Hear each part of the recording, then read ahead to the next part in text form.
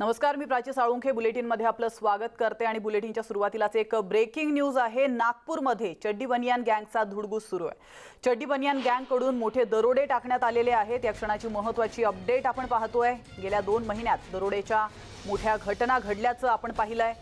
नागपूरकरांसाठी अतिशय महत्त्वाची बातमी। उमरेडमध्ये 2 घरांवर दरोडा टाकण्यात आलाय आणि यात एकूण 65,000 रुपयांची रक्कम देखील लंपास केल्याची माहिती समोर येते। एवढंच नाही तर 1.5 तोळे सोन्याची ही लूट केली गेली आहे। महत्त्वाचं म्हणजे दरोडेची ही सगळी घटना सीसीटीव्ही कॅमेऱ्यात कैद झाली आहे। आपण या दृश्यांच्या माध्यमातून पाहू शकतो।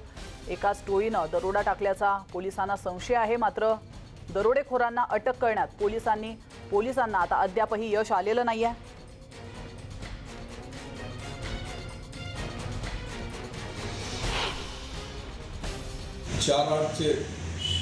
रात्रीचे 1:30 वाजेच्या सुमारास सिंधी कॉलनी येथील राहणारे रहिवासी निकेश तोलानी यांच्या बंगल्याच्या कंपाऊंडच्या आतमध्ये 7 ते 8 बुरखा घातलेले, चड्डी बनियान असे हाफ कपडे घातलेले 7 ते 8 इसम वॉल कंपाऊंड आत प्रवेश करताना दिसत आहे। यावरून ही एक गँग असल्याचं दिसत आहे। काही गाड्या थांबलेल्या दिसल्या। कालवा झाल्यावर शेजाऱ्यांना सुद्धा त्यांनी आहे का नाही वीट फेकून मारल्याच्या नंतर काही आजूबाजूची लोकं धावत आली, तोपर्यंत त्यांनी पोबारा करण्यात आला। आम्हाला असं कळण्यात आलं सोशल मीडियाच्या आधारे की तिथे काही फुटेज पाहण्यात आले। सिंधी कॉलनीमध्ये पण अशीच घटना घडली।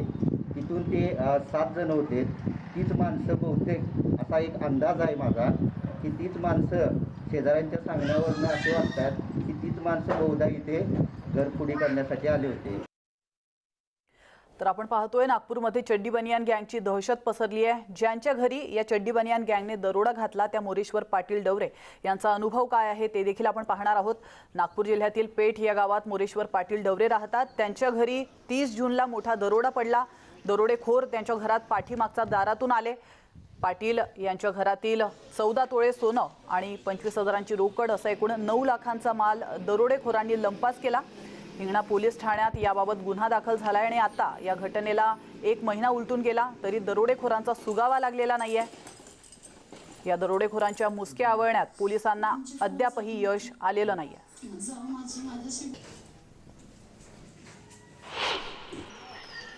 माझ्या घरी 29 तारखेला मध्यरात्री चोरी झालेली आहे। त्याच्यामध्ये 14 तोळे सोनं आणि 22,000 रुपये कपाटामधून त्यांनी घेऊन गेलेले आहे आणि कपड्याची सगळं सामान अफरातफर करून ठेवलेलं होतं। नंतर त्याच्या अगोदर म्हणजे 26 तारखेला असून माझे 3 कुत्रे यांनी मारलेले आहे आणि त्याच्यानंतर कुत्रे मरण पावले त्याच दिवशी माझ्या घरी चोरी झाली।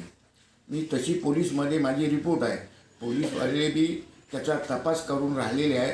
मी त्यांना 1-2 वेळेला विचारलं, त्यांचाही तोच प्रश्न आहे का आम्ही माझा तपास चालवला आहे असं त्यांनी मला सांगितलेलं आहे।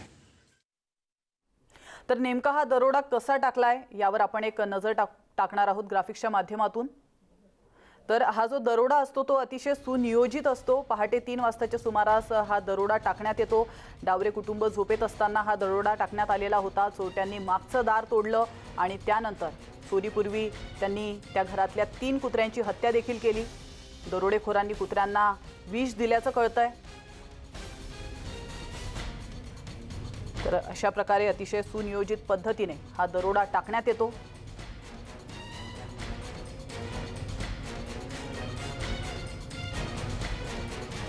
तर याविषयी अधिक माहिती देण्यासाठी आपले प्रतिनिधी तुषार कोहळे आपल्यासोबत जोडले गेलेले आहेत। तुषार, काय अधिक माहिती आहे? प्राची, जर का तुम्ही मागच्या 2 महिन्यामध्ये नागपूर जिल्ह्यातले हे दरोड्याचे आकडे बघितले आणि दरोड्याच्या घटनाचा पॅटर्न बघितला तर तुम्हाला लक्षात येईल की कुठेतरी एक टोळी सुनियोजित पद्धतीने हा संपूर्ण दरोड्याच्या घटनेला नेहमी सातत्याने करत असतात। महत्त्वाचा विषय हा आहे की जेव्हा आज म्हणजे उमरेडमधली घटना आपण बघितली की उमरेडमधल्या घटनेमध्ये 4 घरी त्यांनी दरोडा टाकण्याचा प्रयत्न केला. 2 ठिकाणचा तो यशस्वी झाला, 2 ठिकाणचा तो फसला. मात्र हे सर्व दृश्य CCTVमध्ये कैद झालं. आणि महत्त्वाचा विषय हा आहे की हे सर्व लोक बाहेरचे आहे. पोलिसांचा अंदाज आहे की स्थानिक नाही आहे. हे 1 आठवडा आधी, काही दिवसाआधी रेकी करून जातात आणि मग मध्यरात्रीच्या सुमारामध्ये एकत्र येऊन पूर्णपणे सुनियोजित पद्धतीने दरोडा टाकतात. म्हणजे आपण जर का मोरेश्वर पाटील डवरे यांच्या घरचं जी घटना बघितली की त्यांच्या घरी 2 दिवसाआधी त्यांच्याकडे जे पाळीव कुत्रे होते त्या 3 कुत्र्यांना विष देऊन मारण्यात आलं. जेव्हा ते 3 कुत्रे मरण पावले तेव्हा डवरे कुटुंबियांना असं वाटलं नाही की कशासाठी हे मरण पावले असेल. पण जेव्हा दरोडा पडला त्यानंतर त्यांच्या लक्षात आलं की या दरोडेखोरांनीच आधीच्या कुत्र्यांना मारलं आणि त्यानंतर ह्या सुनियोजित पद्धतीने दरोडा टाकला. मागच्या साधारण 2 महिन्यामध्ये नागपूर जिल्ह्यामध्ये सेम पॅटर्नमध्ये असे दरोड्याच्या घटना सातत्याने पाहायला मिळत आहे. मग ते हिंगणा पोलीस स्टेशनची हद्द असो, मौदा पोलीस स्टेशनची हद्द असो, उमरेड हुडकेश्वर पोलीस स्टेशनची हद्द असो, हे सर्व चड्डी बनियान जी गँग आहे ही गँग विशेष करून ज्या पद्धतीनं म्हणजे आपण अनेक वर्षानुवर्ष ह्या गोष्टी ऐकत असतो. मध्यंतरीच्या काळामध्ये ही गँग लूप झालेली होती. मात्र काही महिन्यामध्ये नागपूर जिल्ह्यामध्ये ही गँग पूर्णपणे सक्रिय होताना दिसत आहे. त्यामुळे पोलिसांची डोकेदुखी वाढलेली आहे. कारण की मागच्या 2 महिन्यामध्ये जर का तुम्ही बघितल्या ज्या काही घटना पुढे आल्या त्यामध्ये एक पॅटर्न पाहायला मिळतो. विशेष करून मध्यरात्रीच्या सुमारामध्ये हे सगळे दरोडेखोर दरोडा टाकत असतात आणि 7-8 लोकांची ही टीम असते. चड्डी बनियान किंवा डोक्याला कापड वगैरे बांधून हे लोक येतात आणि महत्त्वाचे विषय की यांच्याकडे शस्त्र देखील असतात. म्हणजे हे लोक याची तयारी करतात. जर का कोणी त्यांना पकडण्याचा प्रयत्न केला तर अशा लोकांवर ते हल्ला करण्याची तयारी देखील ठेवत असतात. त्यामुळे आतापर्यंत ज्या काही घटना झाल्या त्या घटनेमध्ये एकही आरोपी अटक झालेला नाही. साधारण 8 ते 9 अशा दरोड्याच्या मोठ्या गंभीर घटना मागच्या 2 महिन्यामध्ये नागपूरच्या वेगवेगळ्या भागामध्ये घडलेल्या आहे. मात्र एकाही घटनेमध्ये पोलिसांना अजून आरोपी सापडलेले नाही. त्यामुळे कुठेतरी हे सर्व आरोपी आहे हे एक विशिष्ट पॅटर्ननं काम करतात. संपूर्ण यांना या संपूर्ण दरोड्याचा अनुभव आहे आणि पोलिसांचा असा अंदाज आहे की हे कदाचित बाहेरच्या राज्यातली दरोड्याची टोळी असावी. ही काही काळासाठी या भागामध्ये येतात, रेखी करून जातात, त्यानंतर दरोडा टाकून परत निघून जातात. मध्यंतरी नागपूरमध्ये एका ज्वेलर्सकडे दरोडा जेव्हा पडला होता तेव्हा ही संपूर्ण गोष्ट बाहेर आली होती की उत्तर प्रदेशचे 4 लोक होते ते दरोडा टाकायला नागपूरच्या ज्वेलर्सच्या दुकानामध्ये आले होते. त्यासाठी त्यांनी 1 आठवड्याआधी नागपूरच्या ज्वेलर्सची रेखी केली होती आणि 1 आठवड्यानंतर मग त्यांनी दरोडा टाकला. तर परप्रांतामध्ये राहणारे सर्व दरोडेखोर असावे असा पोलिसांचा अंदाज आहे. मात्र ज्या प्रकारे मागच्या 2 महिन्यामध्ये ज्या काही घटना घडल्या त्या घटनेमध्ये एकही आरोपी पोलिसांच्या हाती लागला नाही. त्यामुळे निश्चितच कायदा सुव्यवस्थेचे प्रश्न तो उपस्थित झाला. इथं या व्यतिरिक्त नागरिकांच्या मनामध्ये भीती आहे. कारण की रात्रीच्या वेळेला ज्या प्रकारे ह्या घटना सातत्याने घडत आहे त्यामुळे नागरिकांच्या मनामध्ये देखील भीती आहे आणि सुरक्षा सोबतच कायदा सुव्यवस्थेचे प्रश्न देखील उपस्थित होत आहे. नक्कीच. तुषार, एखाद्या मूवीच्या स्क्रिप्टला लाजवेल अशा पद्धतीने यांचं नियोजन असतं, त्याविषयी काय अधिक सांगाल? जर का तुम्ही बघायचं झालं तर या संपूर्ण घटनेमध्ये यांचं एक सुनियोजित पद्धतीने पॅटर्न असतं. कारण की हे लोक 1 आठवडा आधी म्हणा किंवा काही दिवसाआधी ज्या संपूर्ण जे टार्गेट असतं यांचं जे चोरी करण्याच्या घराची हे निवड करतात त्या संपूर्ण घराची पूर्ण रेकी केली जाते. त्या घरामध्ये किती सदस्य असेल, कोणत्या वयोगटातले हे सर्व सदस्य असतात त्या संपूर्ण लोकांची माहिती ठेवतात. सोबतच यांच्या घरी जर काही पाळीव कुत्रे असेल तर त्याची देखील ते माहिती ठेवतात आणि घरामध्ये कोणत्या भागाने आतमध्ये शिरायचं या संपूर्ण गोष्टीची हे लोक रेकी करून जातात आणि त्यानंतर सुनियोजित पद्धतीने एका विशिष्ट दिवशी ज्यांनी हा दिवस ठरवला असतो त्या दिवशी हे त्या घरामध्ये शिरतात आणि इतक्या हातसफाईने हे सर्व हे लोक दरोडा टाकतात. कारण की चांगले सुरक्षित दाराला लॉक लावलेलं असेल असे सगळे लॉक क्षणामध्ये तोडतात आणि आतमध्ये शिरतात. ज्या घरामध्ये आतमध्ये घरचे नागरिक झोपलेले असतात त्यांना साधा सुगावा देखील लागत नाही. कारण की आपण डवरे कुटुंबीय असतो किंवा वेगवेगळ्या ज्या काही घटना असतो या घटनेमध्ये आपण पाहिलं की त्या घरचे लोक झोपलेले होते. असं असताना देखील त्यांच्या घरामध्ये दरोडा पडला आणि त्यांना कल्पना नव्हती. विशेष करून हे लोक 3 ते 4 या पहाटेच्या वेळेमध्ये हा संपूर्ण दरोडा टाकतात. मौद्याला जे काही प्रकार घडला किंवा आता उमरेडचा प्रकार पाहतो आपण, काल जी घटना तिथे 2 घरी ते CCTVमध्ये कैद झाले त्यानंतर स्पष्ट झालं की ही चड्डी बनियांची टोळी आहे आणि चड्डी बनियांची टोळी या भागामध्ये सक्रिय आहे. बिलकुल. तुषार, तुम्ही असंच राहा आमच्यासोबत, तुमच्याकडनं अधिक माहिती घ्यायची आहे. आता आपल्यासोबत बाबासाहेब कंगाले माजी IPS अधिकारी देखील जोडले गेलेले आहेत. कंगाले जी, नागपूरमध्ये या चड्डी बनियान गँगने धुडगूस घातलेला आहे आणि पोलिसांना मात्र या दरोडेखोरांपर्यंत पोहोचण्यात यश येत नाहीये, काय कारण असेल त्यामागे? मी पूर्वी SP अकोल्याला SP होतो, भंडाऱ्याला SP होतो, नागपूरला सुद्धा मी क्राईम ब्रांचला ऍडिशनल CP असताना असल्याच प्रकारचे दरोड्याचे प्रकार किंवा ज्याला घरफोडी म्हणतात किंवा आपण रॉबरी म्हणतो असे प्रकार ह्या गँग्स करत असतात. याला पोलिसी भाषेत चड्डी बनियान गँग म्हणतात. त्याचं कारण म्हणजे असं की यांची मोडस ऑपरेंडी अशी आहे की हे ज्यावेळी गुन्हा करतात त्यावेळी फक्त अंडरवेअर आणि बनियान किंवा एखाद्या वेळी बनियान सुद्धा घालत नाहीत. आणि ह्याचं कारण म्हणजे त्यांना ताबडतोब पळून जायचं असतं आणि कुठेही अडकायचं नसतं, या दृष्टिकोनातून त्यांची तयारी झालेली असते. आम्ही अशा नागपूरला असताना सुद्धा आणि मी अकोल्याला असताना अशा गँग आम्ही पकडल्या होत्या. आणि या गँग म्हणजे पहिल्यांदा आम्ही ची मोडस ऑपरेंडी अशी असते की साधारणतः त्याच वर्षाच्या काळामध्ये किंवा एखाद्या महिन्याच्या आधी हे संपूर्ण त्या परिसरात फिरतात आणि तिथे रेकी करतात, घरं टिपतात की कुठल्या घरामध्ये आपल्याला चोरी करायची आहे किंवा कुठल्या घरात दरोडा घालायचा आहे. आणि मग असे घरं टिपल्यानंतर ते काही वेळानंतर म्हणजे पहिल्यांदा येऊन साधारणतः ते गावामध्ये भांडी विकण्यासाठी म्हणा किंवा इतर औषध विकण्यासाठी किंवा आणखी अन्य भीक मागण्यासाठी असल्या प्रकारचे घोडे घेऊन किंवा अन्य काही याची साधनं घेऊन, दळणवळणाची साधनं घेऊन हे फिरत असतात. आणि मग फिरल्यानंतर त्यांनी अशी घरं टिपली की मग काही दिवसानंतर म्हणजे कधी 1 महिन्यानंतर, 2 महिन्यानंतर, 6 महिन्यानंतर सुद्धा हे त्या गावामध्ये जाऊन ह्या टिपलेल्या घरावरती एक तर घरफोडी करतात किंवा दरोडा घालतात किंवा त्यांना जर प्रतिकार केला त्यांचा तर ते हल्ला करायला आणि जीवे मारून टाकण्यापर्यंत त्यांची मदत जात असते. बरेचदा त्यांच्याजवळ शस्त्र असतात, इव्हन कट्टा म्हणजे हा बंदुकीचाच प्रकार आहे. आणि सगळं आहे नॉर्थ इंडियामध्ये हे सगळे चोरून लपवून तयार करत असतात आणि तिथूनही मिळवतात. आणि अशा कट्ट्यांचा सुद्धा वापर केल्याचं आमच्या तपासामध्ये निदर्शनास आलेलं आहे. आणि हे ज्यावेळी आपण जर समजा पोलिसांनीही म्हणा किंवा गावातल्या लोकांनी जर त्यांचा पाठलाग करण्याचा प्रयत्न केला तर ते इतके ट्रेंड असतात की ते आपल्या पायाने दगड फेकून मारतात, पायाने धावता धावता दगड मारतात फेकून, इतके ते ट्रेंड असतात.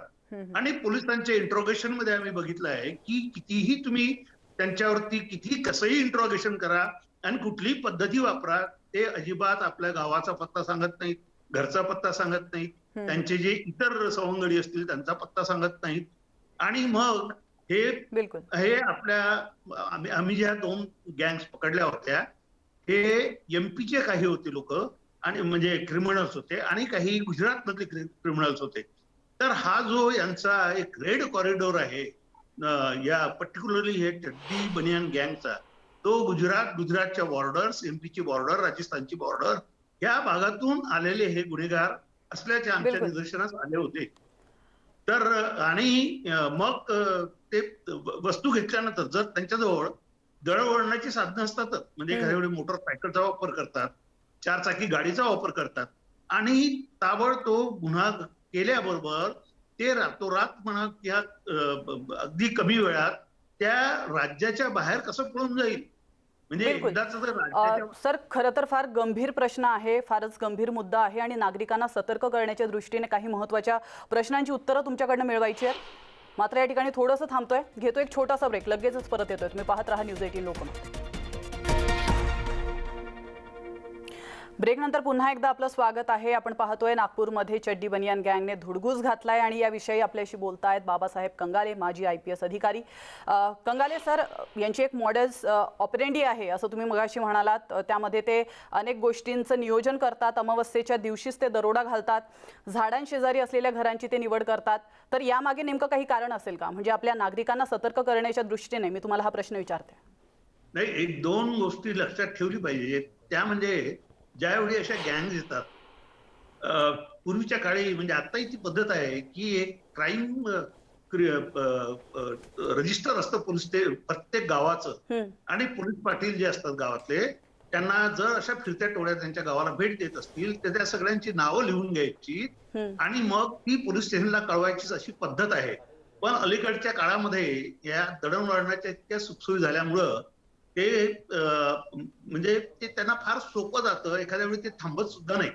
पण अशी जर अनोळखी लोक आले असतील तर पोलीस पाटलांनी किंवा त्या गावात ज्याच्याकडे ही ड्युटी दिलेली असेल पोलीस स्टेशनकडून किंवा पोलीस स्टेशनच्या कर्मचाऱ्यांनी, अधिकाऱ्यांनी अशा फिरणारे ज्या टोळ्या असतात त्यांची नावं टिपून त्यांचे पत्ते, त्यांचे आधार कार्ड असतील त्यांच्याकडे किंवा अन्य काही आयडेंटिफिकेशनचे जे काही त्यांच्या पुरावे असतील असे गोळा केले पाहिजे. म्हणजे जर पोलिसांनी त्यांची नावं लिहून घेतली, हे सुद्धा आमच्या लक्षात आलेलं आहे की अशा टोळ्या ज्यावेळी रेकी करतात, गावोगावी फिरतात, त्यावेळी जर पोलिसांनी त्यांची नावं टिपून घेतली तर मात्र त्या भागात ते असे गुन्हे करत नाहीत. कारण त्यांचं आयडेंटिफिकेशन असतं पोलिसांजवळ.